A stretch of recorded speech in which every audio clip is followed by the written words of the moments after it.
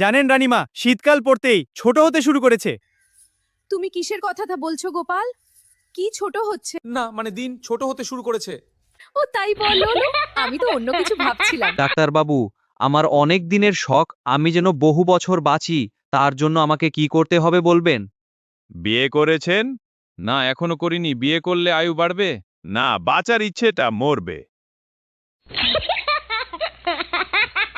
কি ব্যাপার গোপালের মা? পরপর 3 দিন কাজে এলে না? কাউকে দিয়ে তো একটা খবর দিতে পারতে। সে কি? আপনি জানতেন না? ফেসবুকে তো স্ট্যাটাস দিয়েছিলাম 3 দিন থাকবো না, তাই কারো পরিবারে যেতে পারবো না। বাবু তো কমেন্ট করেছিলেন মিস ইউ। দাঁড়া, তোর বাবুকে আমি দেখছি। আচ্ছা, তোর কথায় আকাশ ভাই মদ সিগারেট সব ছাড়ালো, আর তুই তাকে ছ্যাঁকা দিলি? যে এক কথায় এত পুরাতন নেশা ছেড়ে দিতে পারে, সে বিয়ের পর আমাকে ছেড়ে দেবে না, তার নিশ্চয়তা কি? কাল তুমি পাশের বাড়ির বৌদির সাথে সিনেমায় গেছিলে। কি করব বলো, আজকালকার যা সব সিনেমা পরিবারের সাথে একসাথে বসে দেখা যায় না।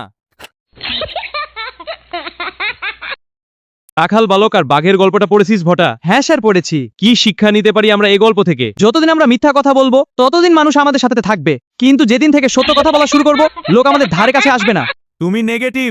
আর তুমি জেদি, অহংকারী, যে নিজের সামনে কাউকে কিছুই মনে করো না। তুমি শুধু নিজেকে নিয়ে আর নিজের বন্ধুদের নিয়েই ব্যস্ত থাকো। তুমি কারো পরোয়া করো না। আমি বলেই তোমার মতো কিপটে আর হার্টলেস মানুষের সাথে এতদিন ধরে আছি। তোমার মতো স্বার্থপর এই দুনিয়ায় নেই। আমি শুধু এটা বলছিলাম যে তোমার কোভিড টেস্ট নেগেটিভ এসেছে।